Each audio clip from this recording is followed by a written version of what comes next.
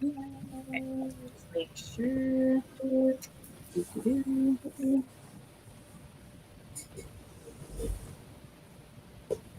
Okay, I'm getting an ad, so it should be live. Hi, everyone. Welcome to another author hangout. Today we have Pam Godwin, and oh my gosh, I'm fangirling so hard. Happy to have you. I'm still in awe of all the wonderful authors who've agreed to do this because I'm just like, just little old me in Fargo, talking about my favorite romances, and it's all that I want. So we're going to do the intros a little different than before. We'll give some people some time to show up. But I decided we'll because we can see our channel names written down, but we'll say who we are and which of your books we've read, just so we kind of set a platform of like what people know. Okay. Somebody's doorbell ringing. That's my clock. Sorry. It'll be done in a second. That's hilarious. But anyway, well, we know which books Pam's read, so we'll skip over to Tiffany. Okay, so I have read Dark Sea of Libertines, the entire Deliver series, and I think those are the. And I'm halfway through your Kushil's Dart. I'm getting through that. Well, that's not your favorite Kushil's Dart. I'm trying to read it. Yes. How far are you through that series? Halfway, finally. Halfway. Isn't it amazing though? And it's really dense. Like the writing is really distinct and dense. And her whole journey, I can kind of see why you like it and what you may have gotten from it. Yep. I bought it after the interview you did with some of our friends too, and I was like, oh, this might be over my head. I literally just bought the trilogy last week. I found the huge trade paperbacks. They're so huge, and I just bought them because I heard that you had recommended those two. Yeah. Okay, Crystal, what you read so far? So I have read Sea of Ruin. That was my first book of yours, and then Dark Notes, and then I've only read the first three in the Deliver series. So I've read Deliver, Vanquish, and Disclaim, and I am currently reading Lessons in Sin. I was hoping to have it finished by today, but I'm only 30% of the way into it. Slow burn. Very. It needs to be. I'm really enjoying it, though. It's fantastic. I have read Sea of Ruin. It was also my first, and I'm halfway through the Deliver series. I am enjoying the audiobooks so much. They just fly by. And I've read Lessons in Sin as well. Oh, yeah. Lessons in Sin. Awesome. Yeah, I thought you forgot that. Yeah. Tiffany, didn't you read some of the Eve books too? Or you just listened to me have my heart broken while reading those? Jenn told me about the ebooks because she was like, this is so cool. And terrifying. I'm still scarred. Well, I've read all of your books except for the One is a Promise, Two is a... the Love Triangle. Yes. Yeah. Just can't do it. It's a legit love triangle. It will rip your heart out. Yeah. I want to read that. Otherwise, I've done everything else. I love Cole so much. See, this is a problem I have is I'm doing this with Gianna Darling now too, is I've read her future books where she gives someone a happy ending who didn't get one before. And then I'm supposed to go back and read that. And I was like, nope, I can't now because it's done so dirty. I can't go back to it, even though I'm sure. Yeah, I can totally see that. Yeah. Yeah, but I totally understand. So some people say hi everyone. I know we just jumped in, but it takes a while for people to trickle in. Hello, our friends. Yay, I'm so excited for this. People in the comments who are watching tonight, what is your favorite book of Pam's you've read? And we're going to get started with some of the questions that people sent, and that Tiffany gave us a whole list of things she really wants to know. We're very excited about this. So but let's see. I start all of these author hangouts with the same 2 or 3 questions. We'll just start with those. They're the basic writing ones, when did you start and what was your first kind of inspiration for your books? Okay. I started in 2008-ish, I think. Inspiration was I was a reader. I was reading a lot of horror, a lot of vampire type horror, Anne Rice type stuff. I got way off into the weeds with that. I was reading some obscure things because I was looking for a love story in these horror books. So it was hard to find, and there wasn't a lot of, indie wasn't around back then, so not a lot of indie anyway. Traditionally published, they weren't publishing horror with sex or love stories or anything like that. So that's why I started writing. I just was like, I couldn't find what I wanted, so I started writing it, and that's why I wrote Dead of Eve. So the Eve trilogy, which is so far out there, horror is very strange. It's very weird. And it's very much what I love. Like, I love those types of stories. I love where you can't put it all into a box. There's no genre for it, really. It's just kind of all over the board. That's what I read. That's what I love. So that's what I wrote right out of the gate. Yeah. My first inspiration, I would say, would be the Kuschel's Legacy that you're reading, Tiffany, or Laurel Hamilton. She wrote like the Anita Blake series. Are you guys familiar with that? Yeah, I've heard of them. I read like that. I was like so addicted to that series. It really inspired me to write. Yeah, it was the heroine. It was her, Anita Blake. She was just so amazing. So it totally inspired me to write like this badass heroine. Those books. Wow, it's so interesting. Okay, here's some people's favorites of that. Hi, Shauna. Hey, everyone. This is the elusive Shauna that I mentioned to all three of you friends. She made me read so Hi, many Shauna. books. We all love you, Shauna. The reason I read Untouchable, sorry, side note, but I told her I was interviewing Pam, and she's like, I'll stop by. And I was like, okay. Deliver, Lessons in Sin. I love it. Vanquish. Oh, man. Yes. Take Incentive, Stacy. Way to be the top of the class. I just like Shauna's Crucial Start. Yeah. I'm scared. I don't feel smart enough. That's always my issue. Have you watched Game of Thrones? Did you get into that at all? Partially you didn't finish. Yeah, then Kushel's Legacy might not be your thing. Like, I feel like Kushel's Legacy is like a very more romantic Game of Thrones. Maybe a little bit more complex, but there's a lot of people like Game of Thrones. I loved it. So yeah, I could see the similarities. Sure. That makes sense. Question. Okay. Another one I always ask is, what is your typical day of like writing like for you? I am a around the clock writer. So like 18, 20 hours a day. Like, I write a lot. And I have recently taken a break because I did burn myself out. So I was doing that for many years, 20 hours a day, writing through the weekends, writing through the holidays. When I get so involved in a story, I'm almost like, I don't know, like a method actor who like lives the part. I feel like I'm living the book. So I can't do anything else outside of writing this book that I'm on. And so it's my day is nothing but writing. And so I burnt myself out. So I've taken a break. Have you changed, like you said you got burnt out? Do you spend more time reading now, or do you have inspiration for other things? Yeah, so what I did was I haven't written a full-length novel since May.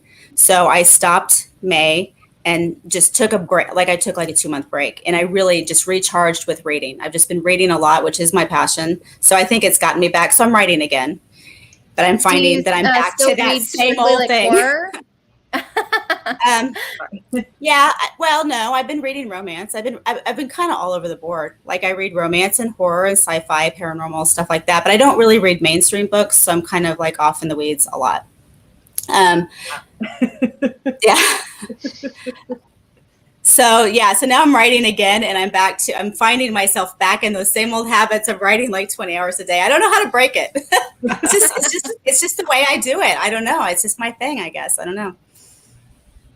Well, I think this question goes with that pretty good, but that's like, what comes first for you? Like, characters or scenario or a couple? Like, what comes first when you're building a story? Plot. It's always plot. I'm plot driven. I mean, my books might seem like they're character driven, but I always start with plot. I outline it. I just outline the plot, very detailed plots. And then as I start to write it, then I get to know my characters. I think that's so obvious. That's awesome to hear. I like hearing that, because some of my favorite things about your books is how I can lose myself in the romance and still know that everything's making sense. Because I think a lot of times people are like, oh yeah, I have to have a plot in here as well, and not just kissing, which I like the kissing, but the kissing feels better if you know that it's held up by a nice, structure of the plot. So that's very right. And I think that's what, sorry, you go, Crystal. No, you go ahead. No, I think that's what makes it so kind of like comforting to read your brand of like dark romance, because I know that you've completely worked it out. Like that's not something that I worry about for your books, because sometimes with like darker romance, I'm worried that the author's not going to pull it all together. It's not going to feel balanced. And I always feel like, I'm like, oh, Pam totally knows exactly where she's going. Like these characters definitely have an end game, and I always trust where that story is going to go.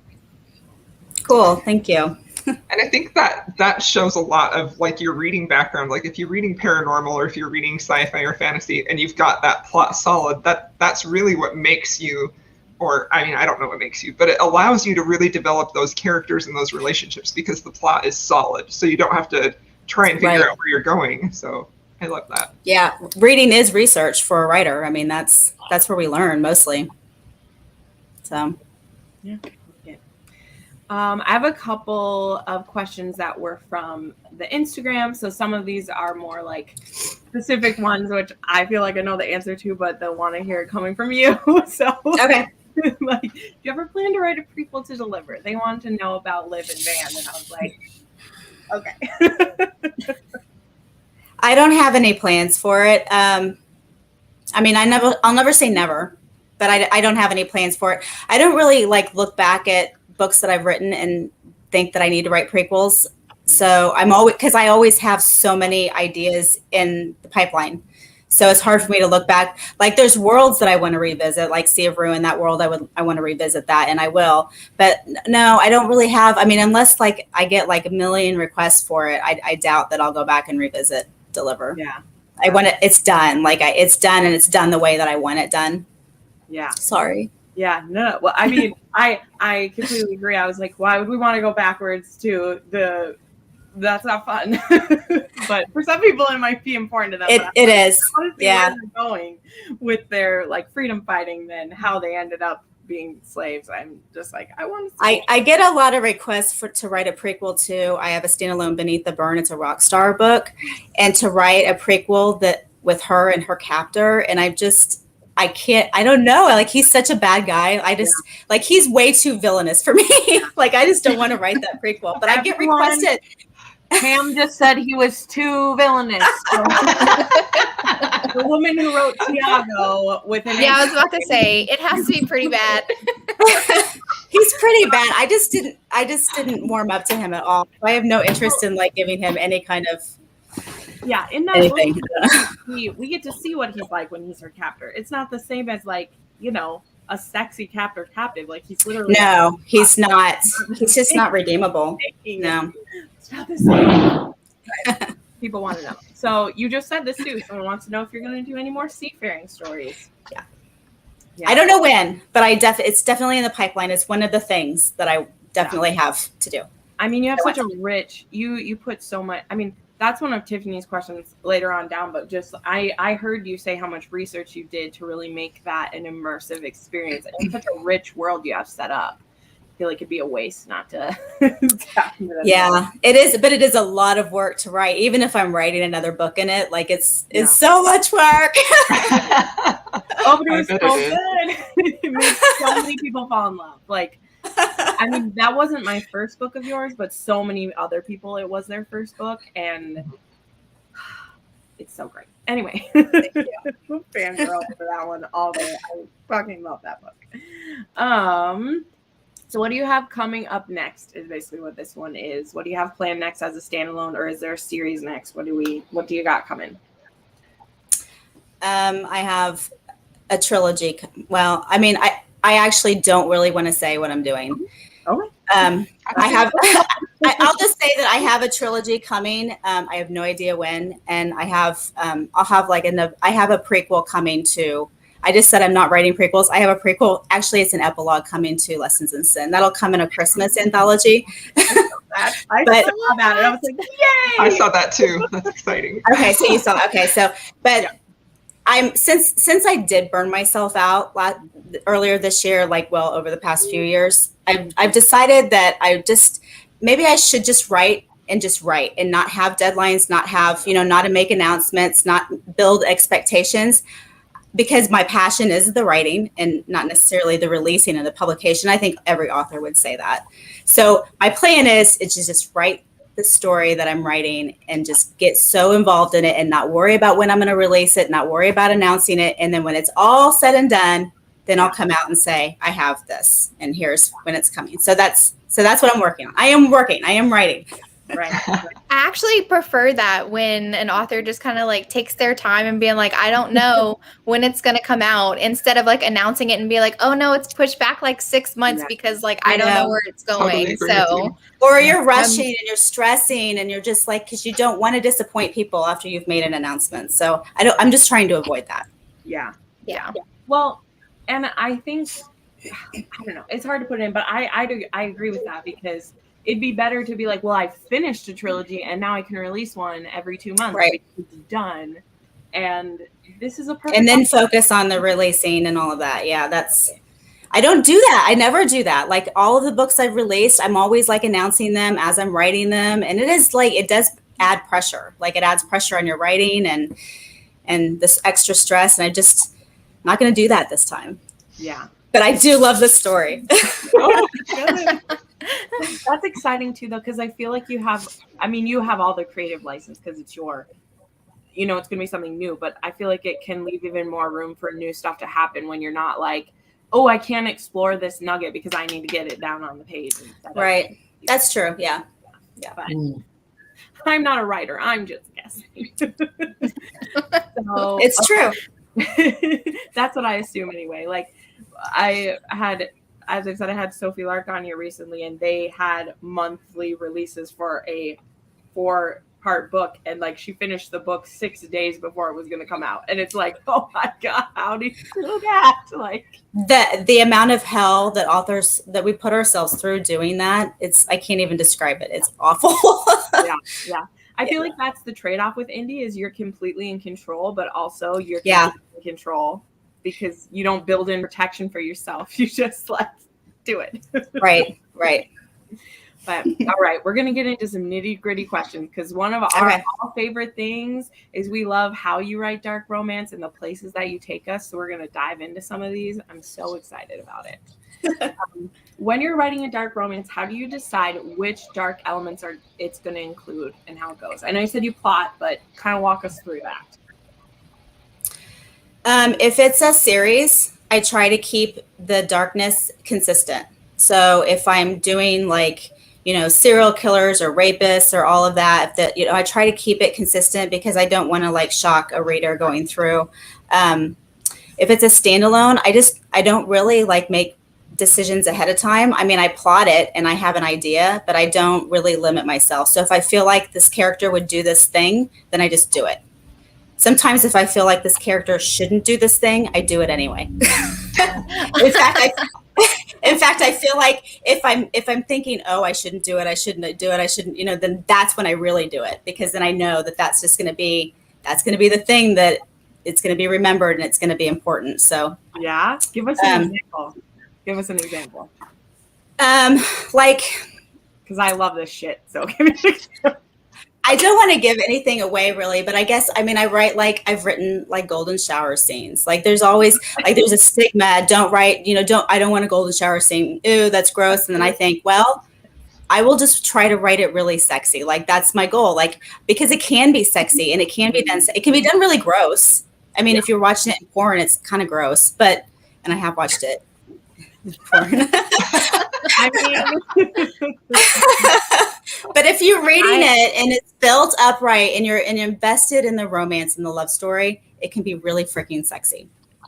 Jen and I just had that conversation about the golden shower scene. I was just kind of like, Pam can do it though. I was like, it's not a kink of mine, and it made total sense for this character to do that, and it just happened, and I was like, okay. Yeah. Yeah, I did a couple things just in the book I recently released, Lessons in Sin. There's actually another urination scene in that book and a menstruation scene.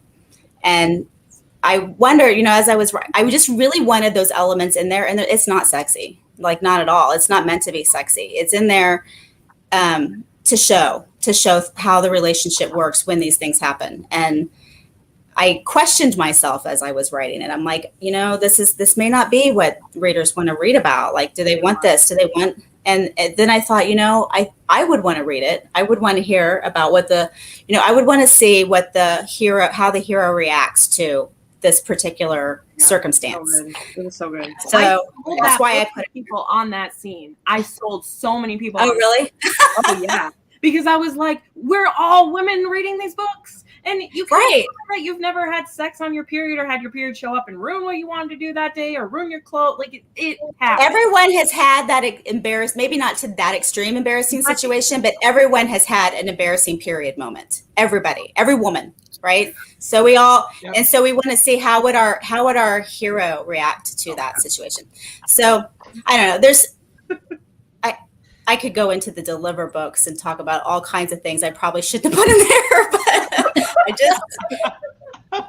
just remember where I come from. I love horror. And so, I just really love that hard, uncomfortable feeling in my stomach. I just love it. And then I just love to see the villains redeemed. So I love you that made so that much. scene so sexy.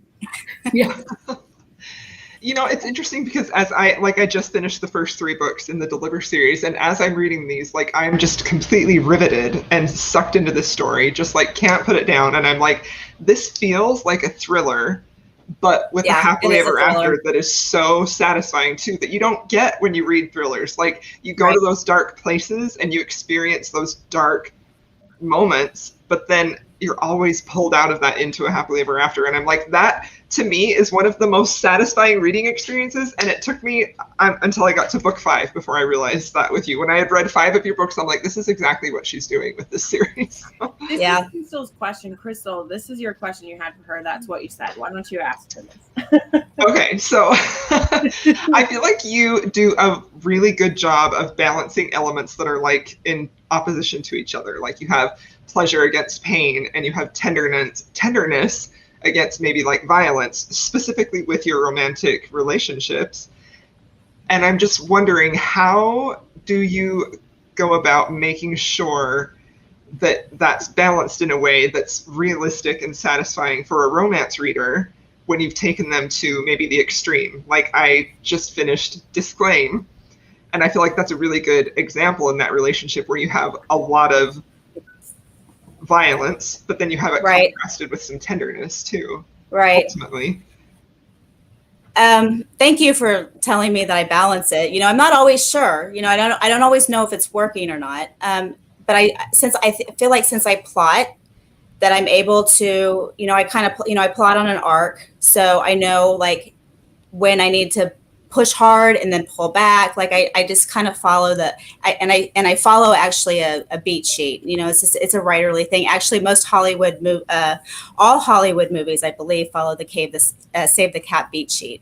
And I follow something similar to that, just I've modified it for romance. So I think that's how I do it, is I just plot it out, and then I follow this beat sheet and just make sure that the pacing is right, because I think the pacing is the important. I think that's what you're kind of alluding to, is to make sure that it's not too much horror where I've completely lost you. I just need to give it enough to give that concern and that worry, and then pull back and give you some relaxing moments, comic relief kind of, it's right.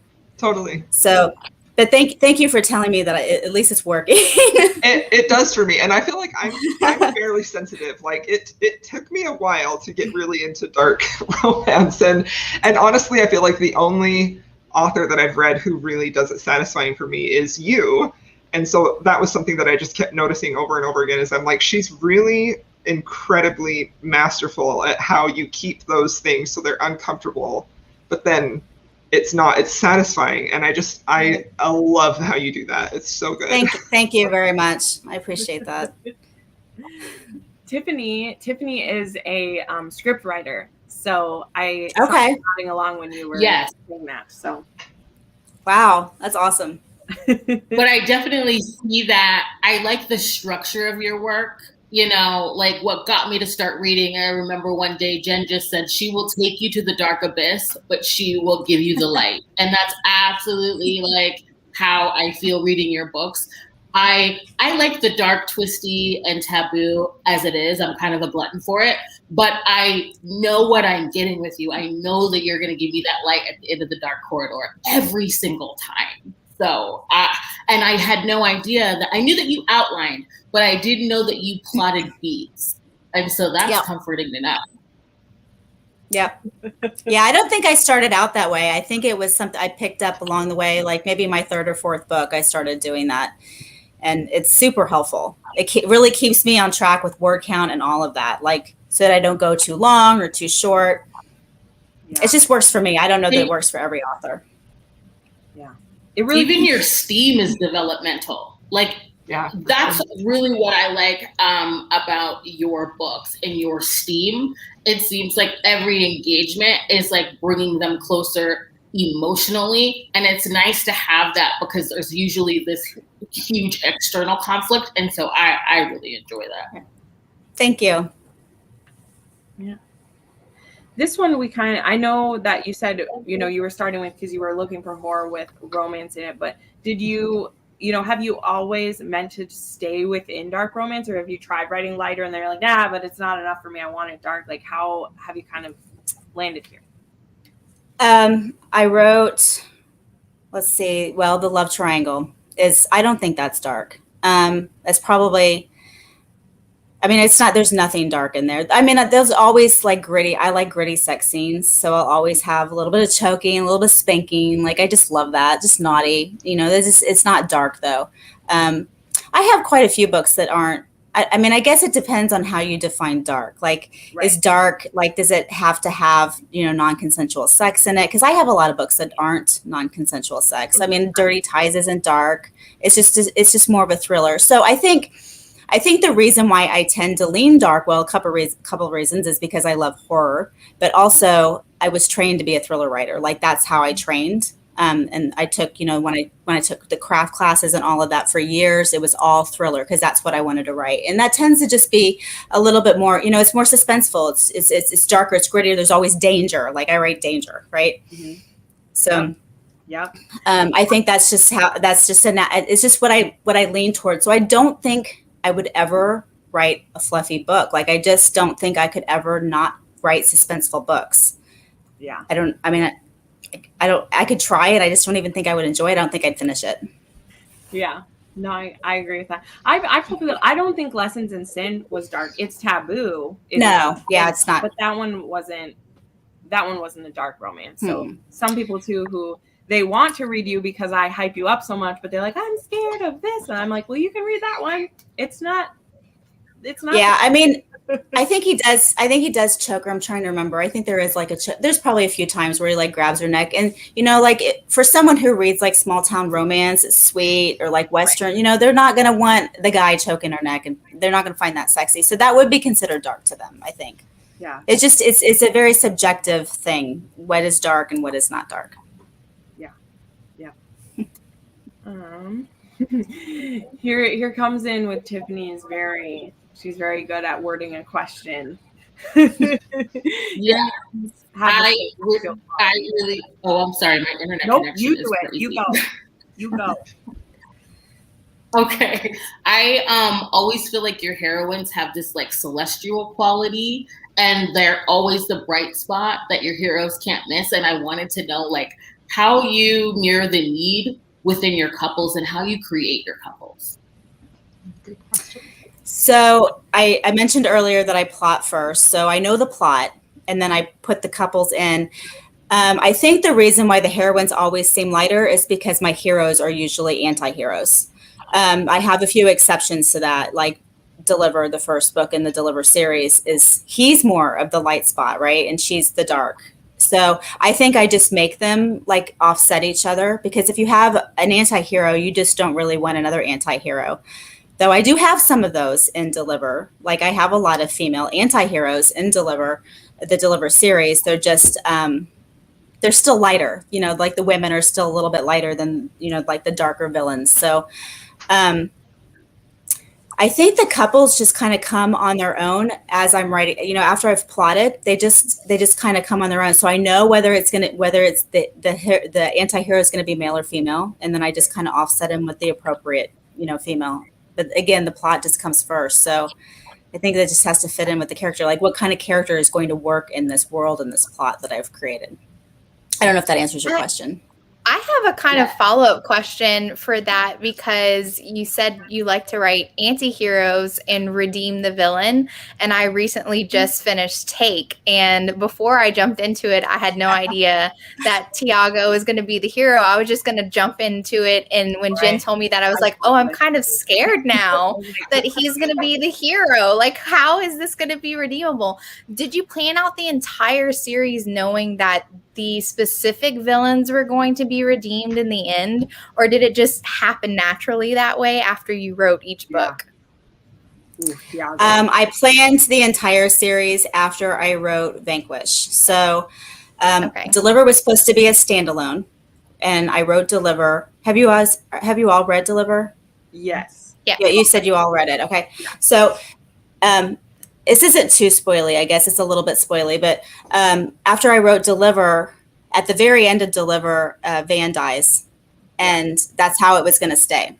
Wow. And then I walked away from the book, and I actually cried. And I'm not much of a crier, and I actually cried about it. And I was like, I just don't feel right about this. And my husband was listening to me, and like a few days had gone by. I'd finished the book, and I'm just like, I just don't feel right about it. And he's like, go back and resurrect him and write his own story. So that's what I did. And that's how Vanquish came in. And then when I did that, I sat down and plotted the entire 9-book series, because I'm like, well, I need to give all the slaves their happily ever afters. And Vanquish is such a great book. It's my favorite. It's my favorite. I love too. Vanquish. It's like such a unique relationship. So I'm very glad that you decided to resurrect him. I can tell you love him.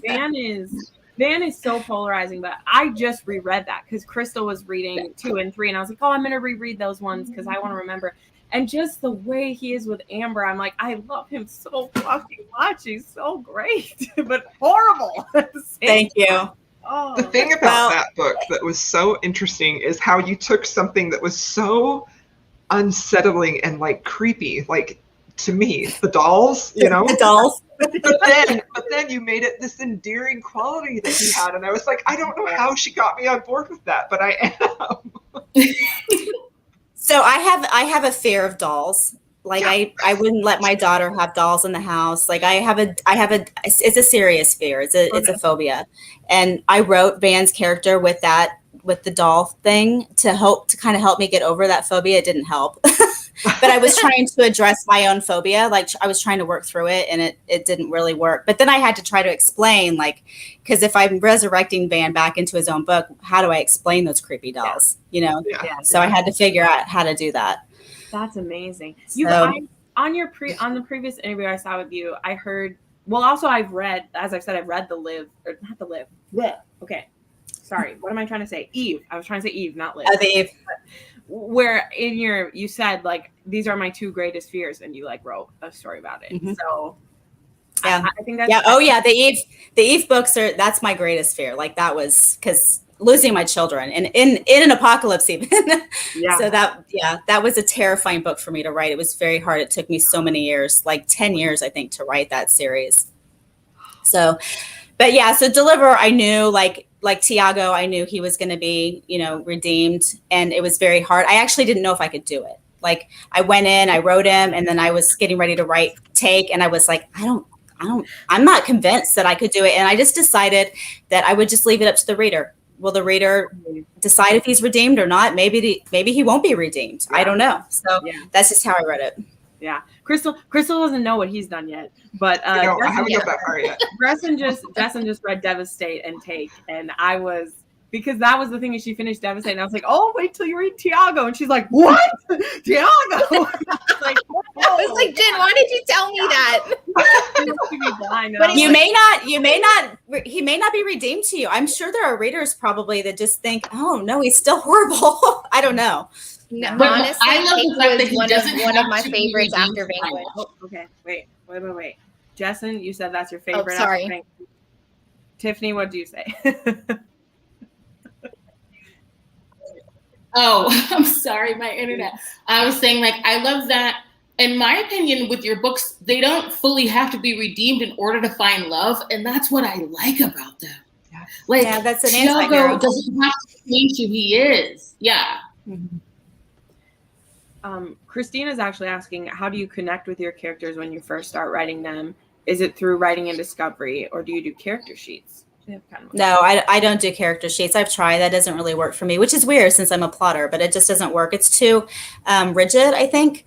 So I just let the characters build naturally through the plot. So as I start the scene, I start the character, and it takes me so long to start and write the very beginning of a book because I don't know the characters. So I have to get to know them. It's just like, it just takes forever. I mean, when I say forever, like, I'll spend a month on the first chapter, just writing the first chapter, trying to get those characters, to emerge and have personality, and for me to get to know them. So I just connect them through writing. Yeah, I mean, do you edit as you go for the first chapter? Do I what? Do you edit as you go? Like you said, it takes you a month to do like the first chapter. Do you edit as you go while you're writing? Yeah. I edit everything as I write. So when I'm finished with a book, it's basically my first draft. Like an editor doesn't usually have but a couple typos for me. It's not a good thing. I mean, because I'm such an self-editor that it takes me so long to write. But I mean, I'm just like, it kind of drags me down a little bit, but I can't move past it unless I feel like it's absolutely perfect before I can go forward. So you rework the scene until it's pretty much how you want it to be before you move on. It's more the language. Like I'm just reworking the language. Because I know the plot, so I'm just reworking the language, the technical writing piece of it. Am I executing this correctly? Is this coming across? Are all the feels there? Is this is this coming across the page the way that I think it is? So yeah, I'll spend forever on that, especially the first chapter because it's so important. Like I think the first line, the first paragraph of a book is the most important line in a book. Absolutely. I will spend like a week just on the first line. Yeah.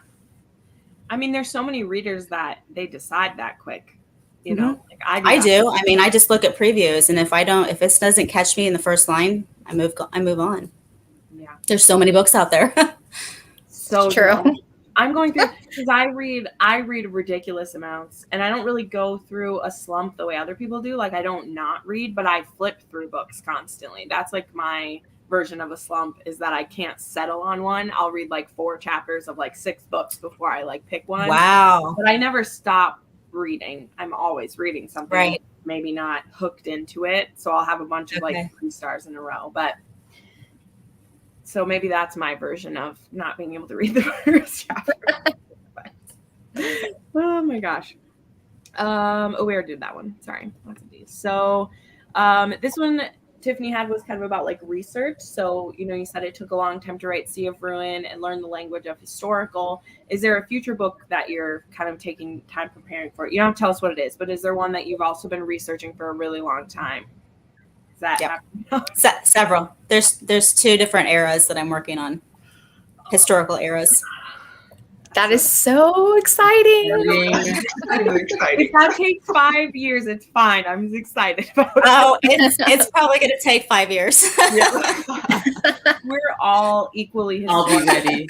as dark. Like those are my 2 favorite subgenre of romance is dark and historical. So when you write a dark historical, I'm just like in heaven. They're my favorite things. If he's a duke with a riding crop, I'm ready to go. Or, a pirate catcher who likes anal. I'm fine with that too. Me too. I mean, Ashton Kutcher is my perfect bad boy. So, your backlist has such a range. How do you go about marketing your books? Yeah. Oh, I love this question because you have a lot. Does your background in computer science and programming help you with this? Tiffany No. stuff. No. I don't know how to market it. I really don't. Like, I just feel like I'm fumbling. I've been doing this for so long and I always still feel like a newbie. Marketing books is hard. It just is, especially marketing your own books. I don't know that there's any authors who actually enjoy that piece of it. There are authors who are really good at it and I admire them greatly. I am not one of those authors. I'm just not good at it because I would just rather sit and write and not worry about. And that's what I was talking about, where right now, I just don't even want to talk about a release or a publication or anything. I just want to sit and write. That's all I want to do. I think that's going to get me out of my burnout. If I even start thinking about marketing, I'm going to just start feeling like I just don't want to do it. Like I don't want to do it anymore. So, so did I answer the question? The computer science, I think the only thing that really helps me stay professional, maybe because I was in a professional career for 13 years, which doesn't seem like very long, but I think that just keeps me it helps me remember this is a business, to be professional. My brand is important. It's my business. So, I think that's really what my takeaway is from just working in corporate America and working in computer science. I think that helps me with this job. Have you found some of the indie marketing companies have been helpful for you? Do you use Valentine or Social Butterfly? I can't remember who you use or whoever they use for one of those. Has that been helpful? Yeah, I've used a lot of them. I don't know, Valentine, I think is really good there, but it was my publisher that used them. Okay. So yeah, I think there are definitely, there's still a lot of work on the author's side though. So It's not like you can just give it all to a PR firm. You're still doing a lot of legwork. They're just giving you that extra push. So there's still, there's no way to avoid it. You just can't, if you want, you could just write a book and stick it out there, but nobody's going to find it. So, you know what I mean? You have to do the work behind it to get it out there, whether you hire a PR company or not. There are even some traditionally published authors, many of them, that just because they have a publisher doesn't mean that they put money into marketing for you. They pick their people of the batch that are good, and then yours might just all the time. So yeah. Christina has a couple more questions. Do you think dark romance should ever be mainstream? I'm an aspiring dark romance author, but self-publishing seems so daunting. I'll never say never. I never say never, but I think it would be difficult. 50 Shades of Grey came out and there was some, BDSM elements in there that we'd never seen in mainstream publishing before. So that was shocking, I think, to see that do so well. That type of book had been around forever, years and years and years. So it just never made it to mainstream. And then 50 Shades of Grey did it. Mm-hmm. So maybe there is a dark romance book that can go out there and be made into a movie and become, it's not going to be super dark though. First of all, Amazon bans the super dark books. So I feel like if Amazon's not wanting, maybe HBO would do something with turn a really dark book, because HBO tends to kind of darker stuff. They did Game of Thrones and there's incest all through there, Yeah. But that's not sold as romance. So you're not romanticizing the horror. You're not romanticizing the violence, really, right? They tend to snap those romances real quick that happen in those kind of fantastical situations. Exactly. Right. So Stephen King can get away with selling, sex in his books because it's not sold as romance. Right. But as soon as you sell it as romance, you cannot put incest in it. You can't put, rape in it you're not supposed to. So right. I don't know. I don't think that dark romance would ever be mainstream, but there's still a huge market for it. Is a huge market. And again, never say never. I don't know. I don't know what the next generation is going to read. What's going to be read in the next 20 years? I don't know. Yeah. I'm very interested to see if Wheel of Time makes it to the point in the show where there's a big polyamorous relationship in that series. And obviously it's not the focus of those books by any means, but I wonder if that show will stick around long enough to get to those parts of the books. Very interesting. But I dropped out of those books before that was fully formed because I'm like, I have better things to read at this point than this anymore.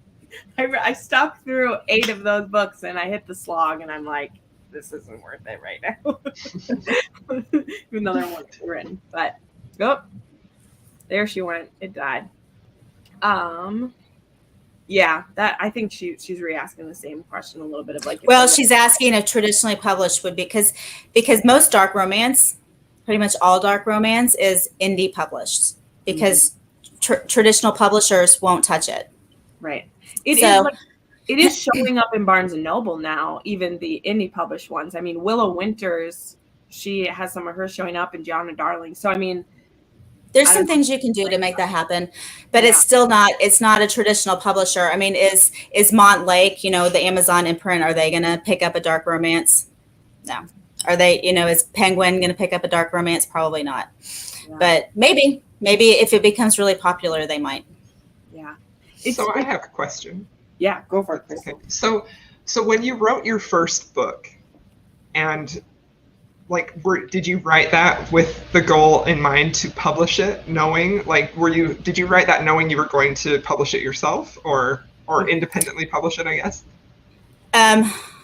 It took me like 4 years to write that book. So as I was writing it, I was querying agents and I was going to craft shows and I was doing, I was meeting with publishers constantly. So no, I was going to traditionally publish it. Indie wasn't really big back then. But then when I published it was 2012, indie was starting to take off. So that's when I was like, well, I'm not getting any bites. So the feedback I was getting from, again, traditional publishers is too dark. It's too dark. It's too dark. So that was back then and it's still happening today, that traditional publishers just don't want dark books. So that's when I went indie with that. And so question 2, because we talked about how subjective dark is for them. Was it what did they consider too dark? Rape. Weird, but okay. Rape and just there was a lot of violence. There's a lot of violence in that book. So, and to wrap it up in a romance, that doesn't work for traditional publishers. It's like there's comic books that literally do this. Like I've read some of them. Right. Yeah, I mean horror does it, but like I said, if you package it as a romance, then it doesn't work. And actually, Blood of Eve, like the second book in that series, is not a romance, technically, because a romance has to end in a happily ever after. And that book does not technically end in a happily ever after. So really, it's not a romance. But I tried to sell it as a horror book, and that did not go well because horror lovers don't want that much sex and polyamorous stuff in their stories. They just want violence and gore. Tiffany is very aware that wasn't because I messaged her at 1 a.m. crying obsessively for 20 minutes straight. I was like, what did you do to me? Oh my God. That was Blood of Eve. Yeah, that was Blood of Eve. Oh yeah. I was like, oh, this isn't going to happen. This is a romance. This isn't going to happen. And it was not. I'm so glad that Jenn was the guinea pig for that. She tested it out for us because now I can go into that series knowing what's coming. There's other stuff about those ones that you won't like because it is horror, and it was a good stretch for me. Like I'll say, it was a great stretching experience for me to read it. It was just I wasn't prepared, so then I was like, oh no. But anyway, it was amazing. I just was like, no, what just happened? Yeah. Hear about it when I knew that was coming for years as I was writing it, and I still cried I cried for like a week after I wrote that book. It was just I'm still not over it. I mean, yeah, it's also like my blood and tears book. Yeah. So I mean, I respect that you committed to what was going to happen.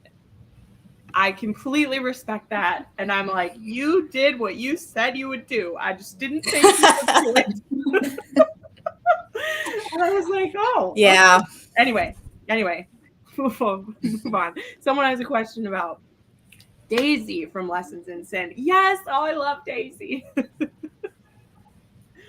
Would you write Daisy? I would. I mean, I absolutely would. I loved her. I love that character. She made me cry a few times. It's through a publisher, so I don't own the rights to it.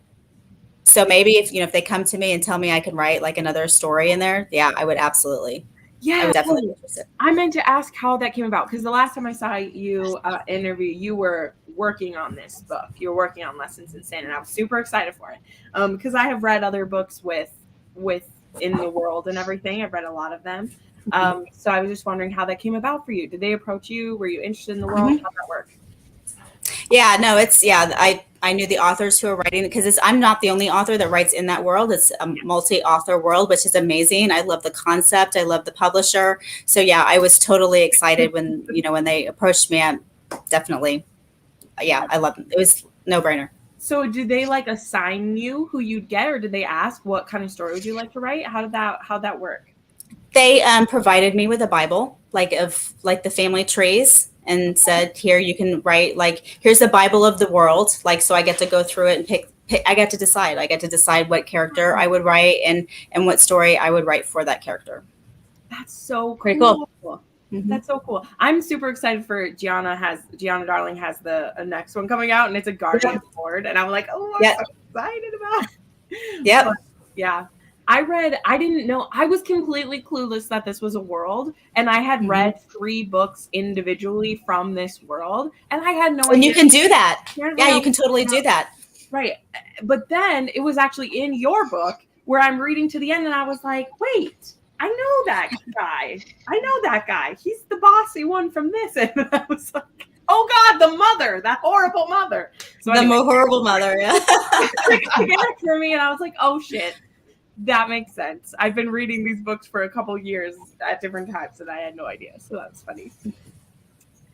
How do you deal with people who are negative towards the darkness in your books? I just ignore it. I mean, I get emails daily telling me that I need a psychiatrist and I need help. I'm going to go to hell. I mean, I get a lot. I just ignore it. Sometimes I laugh. Funny. Ladies, do you have any questions for her? I'm waiting for some more from viewers to come in, but I will talk the entire time, so I have to be quiet and let my friend down then. Is there a book that you've written that has this is kind of a tough question because I know they all have personal meaning to you, but is there one story that you've written that you feel like was especially meaningful for you personally? I think it's Blood of Eve. That's the second book in the Eve trilogy. It's just super thick, and has all the elements of everything that I love and all of my fears and everything in it. Yeah, it's just and it's an ugly cry. So yeah, I think that's it. That those ones just got turned into audiobooks. Is that right? Just recently? They're in the first intro, the novella just got released, and the rest of them are in production. That's exciting because I'm a big audiobook lover fan. Yeah. Awesome. Yeah. That's what made the Deliver series consumable for me, because we did both. Well, Justin and I started at the same time, and then I read ahead of her like I do. But we got the pack of them, and I was like, these are amazing. Yeah, those audiobooks the narrators do such a great job with Deliver. They're fantastic. They're so good. So good. And I'm not gonna lie, the recovers of them actually helped me, because the covers of the original very truly represent what they look like. Yeah. I saw the pretty butterfly, and I was like, oh, what's this? And I was like, oh, it's those ones. Because I was like, oh, it's those. Time to finally try this one. Yeah. Has this. Okay, let's do it. But audiobooks make it possible for me, because I don't know. I don't sink quite as deep as if I'm reading it word for word. But if I really want to dive in deep, then I read and listen at the same time. So. Oh, wow.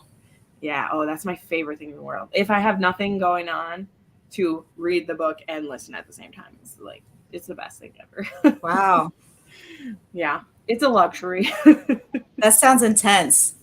Oh, it is. Yeah. So do you see yourself, I'm sorry, I'll ask you another question. Do you see yourself going back and doing more just horror or just thriller, or do you think you're going to keep with what you're doing now? Do you ever see that happening again?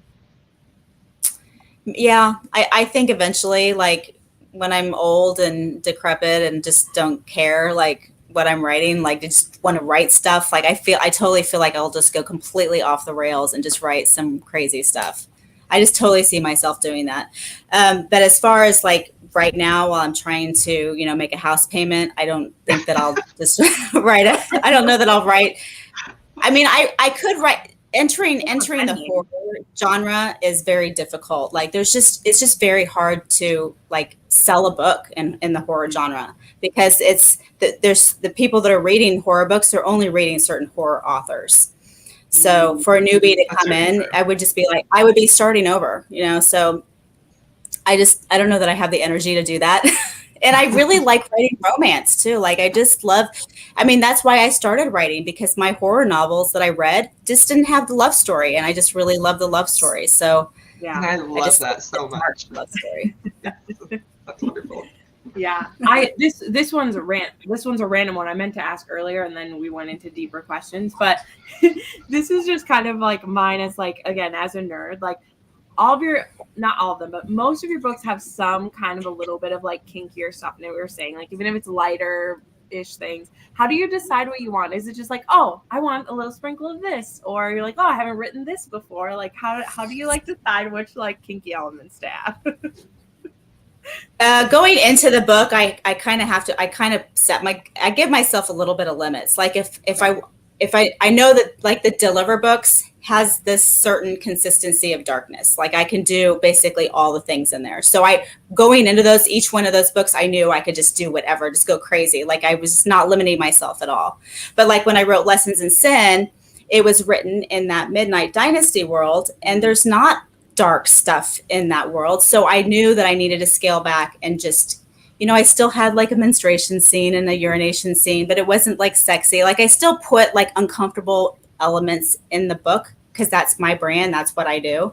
Mm-hmm. But I didn't make it dark. So I knew that I didn't want to make it like super kinky where he was going to like shackle her to a wall and hang her upside down. And like, you know what I mean? Like I knew I wasn't going to do that, because that's not what that world is. You know, like the readers that are reading that world, I wanted to keep it consistent with that world. Does that make sense? Yeah. So each book that I write, I go in with that thought, like, who's the reader for this book? Like I have to make that decision. Like, is it going to be somebody who just really wants it, just give it all to me? Or is it going to be somebody who is more like a Midnight Dynasty world, you know, like in Lessons in Sin, where I like a little kink, but not like, don't make it crazy kind of, you know, reader. Have you gotten a lot of new readers from Lessons in Sin being a part of that are then kind I think of like, so. oh. Yeah, I think so. I mean, it's a little worrying, because if they come in and they think that my book, you know, oh, Lessons in Sin is dark, and then they start like branching out into my other stuff, they're going to be like, wait a second. But also it's exciting, because maybe they liked, you know, if they read Lessons in Sin and liked my style, then maybe it'll kind of push them a little bit. Yeah. You know, push those comfort zones just a little bit, like ease in. Just don't ease in with Deliver. Don't do that. My greatest hope is that people read Lessons in Sin and will then try Dark Notes because of it, because Dark Notes You are so good at making every single time of making the taboo not seem so taboo. Every time. I'm like, how is she making this blood sexy? How is she making this freaking vacuum bag sexy? Oh, the bag. That was funny. When Crystal was reading this, so Crystal read Dark Notes, and then she's like, I'm going to start Deliver because we asked her to be on this with you. And I was like, okay. So when she'd get to certain parts, I was like, did you read was there plastic involved in anything? She's like, oh, yeah. Yes, there was. Like, that's, I could tell where she was at. I'd be like, yeah, was there a gas mask and all? I love it. I'm always going on a rabbit hole with you. I think it was like, was it like the electro probe? I was like, I need to see what they're penetrating her with. Let me look. Definitely do Google things in certain scenes, but no, I think it's interesting too, because I mean, I heard you talk about this before too, but a lot of people who found you through Sea of Ruin, which I mean, that wasn't me. I'd read Dark Notes before, but Sea of Ruin, a lot of people are like expecting that, and then I'm like, oh, what's this series? Oh, it's about sex. Like, oh, okay, I wasn't expecting.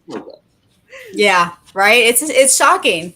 That's why I like the original Deliver covers, because those dark covers that really do look like porn, they also are like dark. Like they say, hey, guess what? Warning, this is not, this is not safe. Right. Yeah. Like, enter. well, because Yeah. like something you shared that like you don't put trigger warnings in your book. You No. kind of use the cover. Right. And I mean, I kind of I choose to. We're all reviewers of books in some aspect. Is you really kind of have to leave that in the hands of, the reviewers and the readers to know what to do that on the front, because otherwise you get banned for stuff, Right. which is stupid. Yep. I also think you have a brand, though. I know when I pick you up, I trust that you're going to take me through to an HEA. So I want you to give me all of the things that you always deliver. I don't mind that dark abyss because of the promise of an HEA. So I know when I'm picking up one of your books, I don't need the page in the beginning telling me what the stuff is. I'll read it, we'll chit chat. But like, I'm willing to go on that journey. And your work has such a range that, I trip out because I'm like, wow, she has dark and taboo. She has sci-fi. Like, it's crazy to me. Yeah. Well, just know that the sci-fi one does not have an HEA. Yeah. That's the only one. The last one does. The last one does, yeah. It also has bugs, guys. It has bugs. Okay, I'm just telling you. Oh, it's bugs. If you have a problem with bugs, you will not have fun. I was very inspired by like Alien and Predator, like those movies with, like the badass heroines in those movies. Oh, I was so inspired by those. I mean, I made it, but there were times I was like, nope, I gotta stop. No, I totally want to read those now, honestly. Like, I kind of love stuff like that. Oh, it is funny. Did they give to read some horror recently, and I was like, wow. Jen, did it give you nightmares, this Eve series? I was more so left just heartbroken, and then I was mad.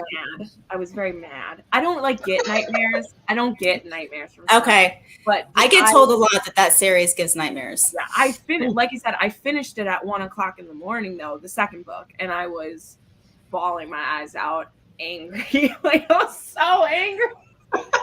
Which is great. Like, you made me feel such strong emotions, so it's not like, but I did then. I bitched, and I was like, what the fuck just happened? You were warned all through the book. It was spelled out. This is going to happen.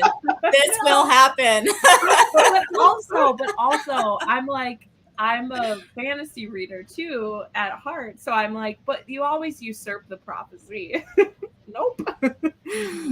Not Game of Thrones. Everybody dies in Game of Thrones. True.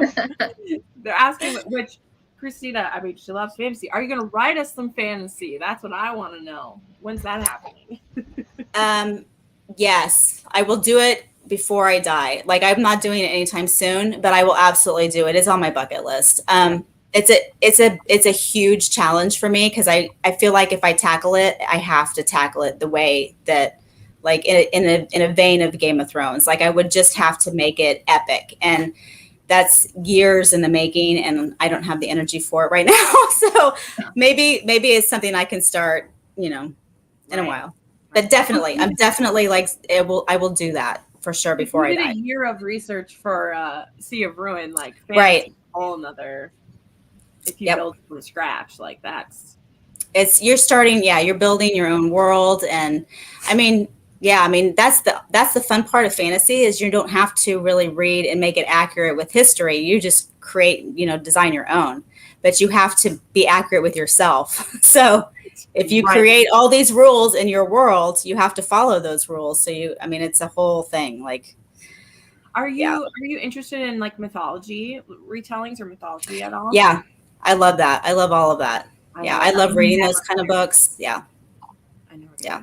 Well, I promised you could talk about some other people's books too, because we're also big nerds. So what's some of the stuff you're reading during your time off? What are you really loving? And what have you been, tell us what you're reading. What do you want to gush about? We're here for it. I found a new author just in the past couple months, Jennifer Hartman. So she writes Still Beating. Actually, I think it's probably been since like April when I found her. Still Beating and Wrong Heart. Like I've been gushing about her for a few months now. Like I'm just obsessed. I'll read anything she writes. There's just so much raw talent there. Have you guys read her, Jennifer Hartman?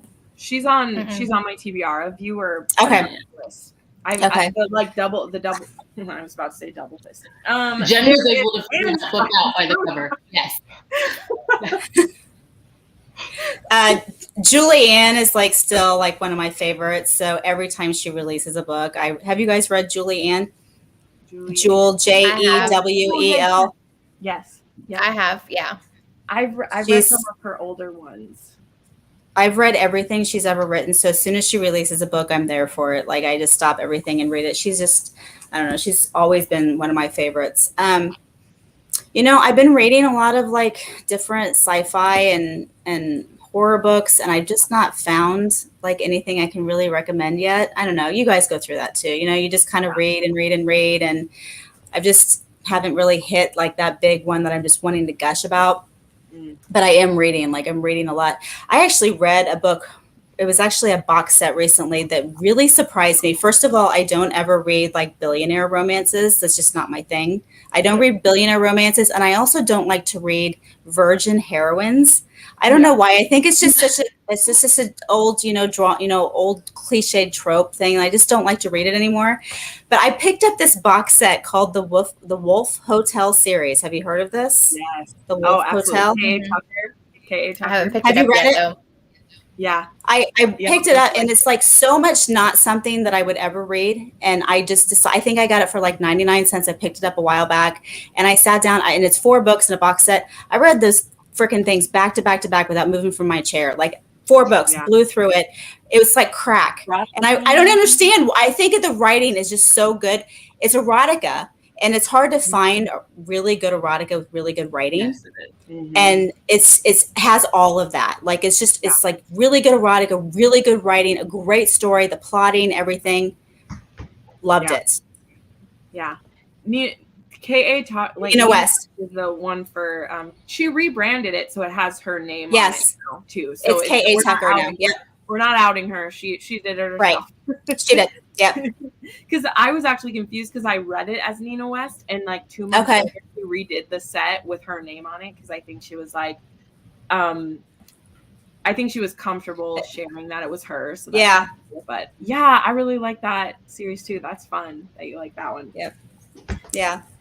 Yeah, it's still fun to just like binge a whole set on your like Kindle. Makes that fun to just swoop through it. Do you read any like historical romance? Do you read any authors who do that, or are there any favorites you have those? Yeah, I have been reading some. I can't remember any names of them. I'm really bad at that. I can look them up. There's actually one that I just read recently. She writes historical romance, but the book I really liked by her was Sugar Daddy. What's the name of that? Oh, that's Jade West, right? Yeah. No, not Sugar Daddies. I read that one Lisa too. Kleypas. Yeah. That's what yeah. She also writes historical too. We said really good. Time. You said Jade West, and I said Lisa Kleypas. Oh, okay. And I was like, yeah. We're obsessed with Lisa Kleypas, so that's why we're all we love Lisa. Okay, so you guys know. Yeah. I haven't read good. Sugar Daddy yet, though. I've only read one of the other ones in that series. Jade. Oh, you haven't read Sugar Daddy by Lisa? No, I've read Blue Eyes. Okay. Yeah. So good. She's so good. She could write me my grocery list, and it would be good at my book. Totally. Crystal and I, we have a book club together, and we just did her newest release, Devil in Disguise, and it's one of my favorite books. It's all of our favorite books that we read this year. It's so powerful. She makes simple romance beautiful, and just makes it extra, like she just amps it up. It doesn't have to have bells and whistles and all that stuff. She just writes. She's just really good with the push and the pull and the beautiful language and just the pacing and everything. I don't know. I also really love slow burn, and she's good at that. So, yeah. That that surprising to me. But I believe that too, because I guess in my head I picture your books as just so like fiery all the way through. But it's because you build your steam consistently. Like this is something I have a problem with, because slow burn is still on fire. Like it's still a fire. It's just slow. And some people take slow burn and they're like, is nothing happening for half the book? And I was like, no, a slow burn is that you've literally got me burning by the time they kiss each other, and for it to go, you know. I think, I mean, the slow burn can be just like you feel the chemistry a little bit and just have a kiss at the end. I mean, that can be considered a slow burn. If it's a love story and it's a romance and all you get is just like they just kiss at the end, maybe it's a cliffhanger at the end, you know, before you go on or something like that. But a slow burn has different definitions, but it can, I mean, if you looked at the definition of a slow burn romance, it is like basically nothing all the way through the story until the very end. Then you get like a kiss. So I can't write that. I can't write that. Like I have to. I rebuke. But most of my books, I think almost all of my books, they don't have sex until like after the 60% or 70% mark. It's usually way late on all of my books. No, I don't agree with you. You don't agree with me? You're probably right. But I have exceptions. I don't think we're saying no orgasms before that point. Well, that's true. Yeah, you're right. Yeah. I like it's always foreplay. But that's my point. That's my point, is that you have the pot. You have the pot bubbling. It's just not right. I'm just not. Because it's that is really like keeps me going. And it's the like way that Twilight. Twilight is a slow burn. I mean, that is like they don't kiss or do anything for like, I don't know. I can't remember. It's been so long since I've read those books, but yeah, they don't. Forever. Yeah, that's like a true slow burn. Yeah, that's how I learned like what closed door is me as like a 17-year-old, like, what just happened? There, nothing happened. Yeah, that's how you learn what blue ovaries are. Yeah. when you know you need to start reading adult romance from YA romance, or like new adult wasn't really a thing yet for me when I was discovering that, is like I also read historical romances. So I was reading some smut. Right. And then you're so into this romance, and then kissing is as high as we get. And I was like, I need more now. I mean, there should be something happening. Yep. Yeah. Hey, you guys read Pepper Winters, right? Yeah. I haven't yet. Yes. Yeah. So you love dark romance. I mean, I think she's fantastic when it comes to delivering that dark and that tenderness back and forth and that push and pull. She's so good. And the Fables of Happiness, I think, is the name of the ones that she's releasing now. They're so good. I just have myself up here getting all the books you're recommending. Me too. Fables of Happiness is free right now. I just bought it yesterday. Yeah, the first book, I think it's a trilogy. So she's released book 1 and 2, and she's getting ready to release, or no, I think she just released book 2. I can't remember when 3 is coming out. But I saw that it was free and someone had recommended it to me, so I snap it up. I go through Amazon weekly and see what's free, because it's usually, I'll just put their books up. You do that with a lot of your series. The first one's free.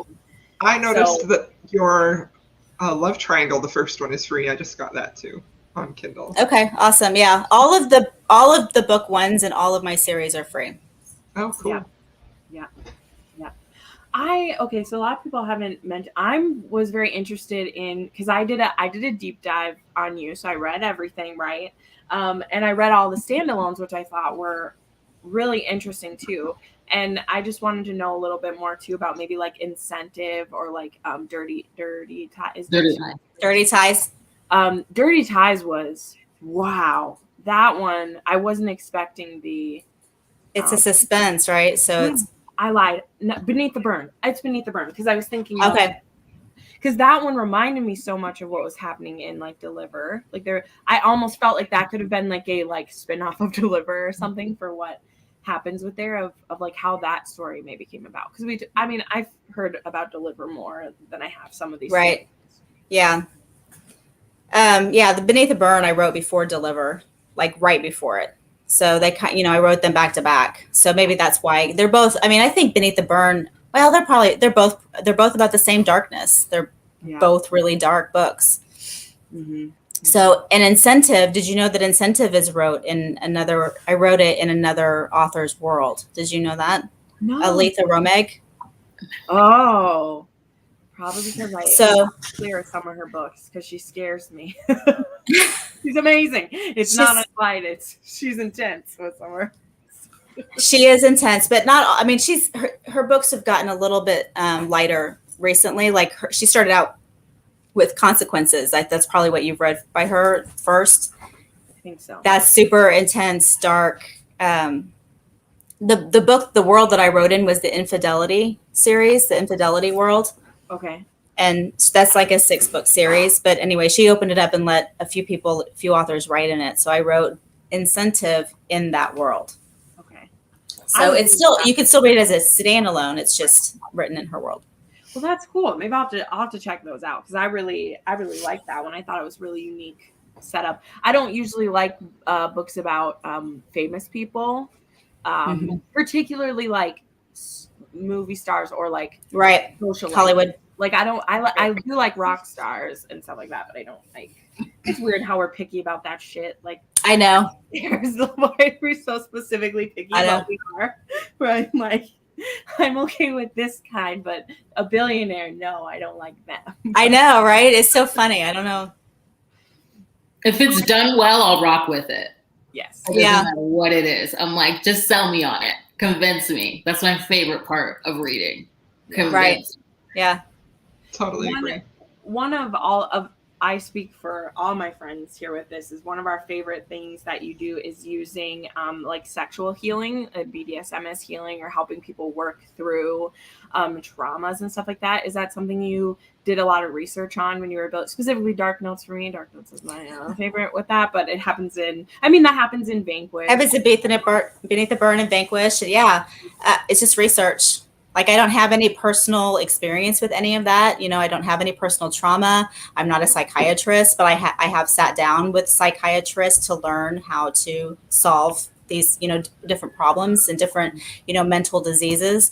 So yeah, I mean, I've spent a lot of time just researching the kink world. There's like fetish sites and stuff like that. I'm a member on all of these different sites, just watching and learning and figuring out like what makes different people like, click and tick. So yeah, it's just all research. Wow. Yeah. I mean, I say this again. Dark Notes was the first one of yours I read, and it just imprinted on me so much because it was my first student teacher I ever read. It was the first time that I'd seen BDSM used in the way that it was used. And it was also my first on-page pet death that I'd ever read since like the 2 dogs that die back in the day. There was a lot of pain. Yeah, that was a big no-no. That was a big no-no where I was like, that was one of those things where I made a decision. You're so powerful. Nobody's going to like this, but it needs to be done. I got to do it. Just felt right. Oh. That was one where I was like, Crystal, on this page, you might want to skip this page. Or that is definitely something that I just don't ever want to read. And so Jen told me about it, and I was like, I'm so glad you told me that was coming. Oh yeah, because you don't want to be surprised with that if you can help it. Like it's no. We were like, you can tie her to the wall and beat her, but if you touch the animal, that's exactly what we were talking about.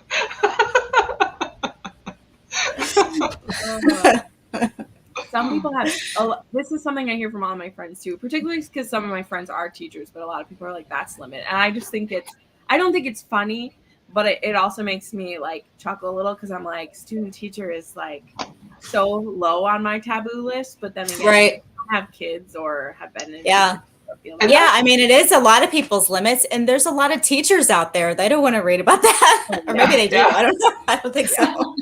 I think something that I, in general, avoid because I knew Ivory was a teenager and she was 17, and I have a almost 17-year-old, and I'm like, I don't know if I want to read about this. Like, it's just so hard, but it was just done so beautifully, and I was completely on board with it. The way you told her story, that was definitely a case of something where I'm like, I don't really want to read about a teenager, but right. It worked for me. It was perfect. Yeah.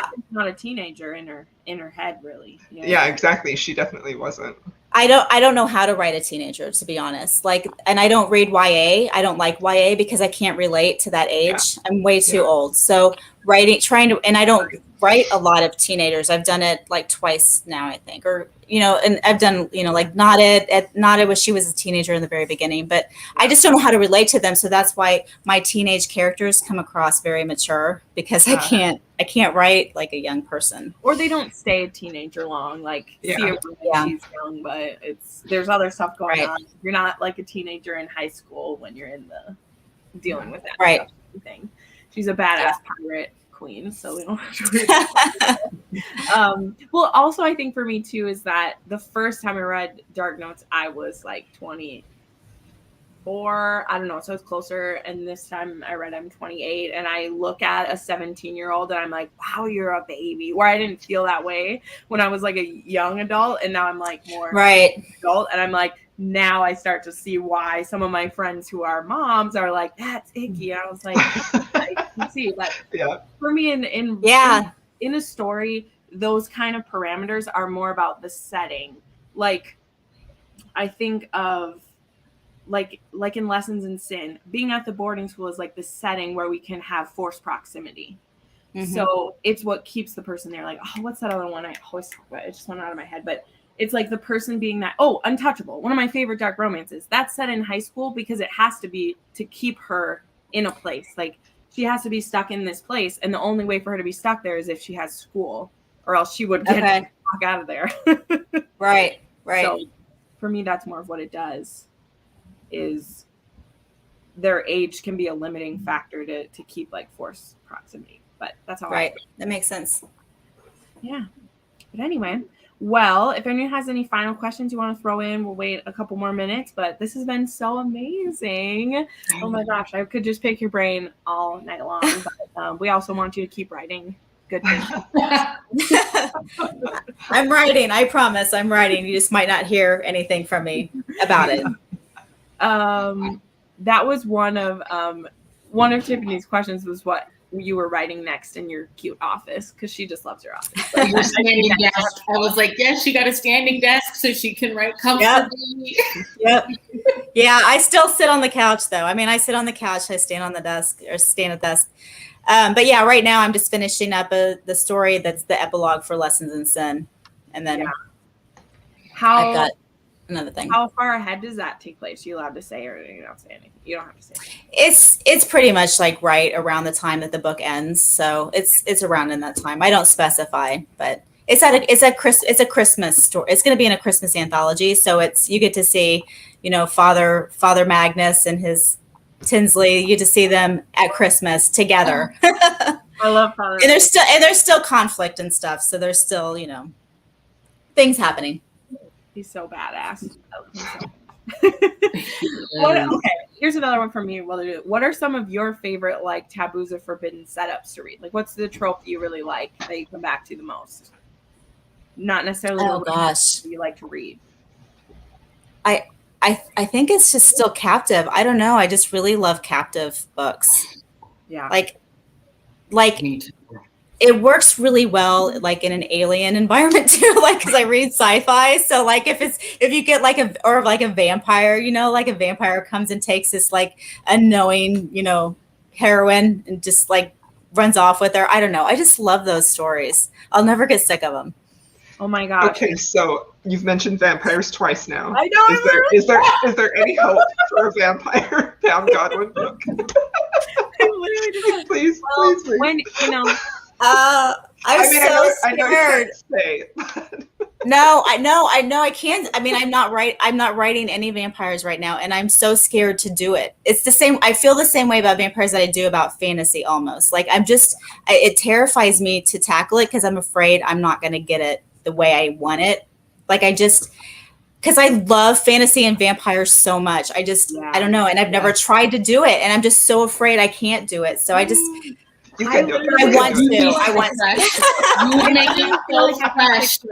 How awesome it would be if you did it. But I would die. I would literally die of happiness. It would be the best thing ever. And my Eve trilogy, like I tried it. Like in my own way. Like I didn't define it as vampires, but I gave them like there's, characters in there that have fangs and they suck blood, and that I did that. Like I was testing myself. Can I do it? Would I do a good job? But I didn't go like full throttle on it. Like I just didn't, I'll do it. I mean, I will at some point. I'm just. Here's the thing. I feel like you already have some guys like set up that they could almost be that. Like the different like anti-heroes you've written. Yeah. Here's just the next step. You don't have to go full fantasy world to have. No, you don't. Yeah. He could be a rock. But you still have its. Well, yeah. But see, I'm from the age of like the Anne Rice vampires. Yeah. Where they're just brooding, and they're sad, and they don't like their life. You know what I mean? Like that's the kind of vampire I would write. So yes, like I just the soul sickness. Yes. That's exactly what I want. That's what I want. That's I'm sorry. Okay. Just fulfill all of my own personal dreams here. Yeah, that's what we want. We're still like diehard vampire fans. I just feel like I don't read too many that like, they're hard to find. Right. Yeah. They're hard to find. Yeah.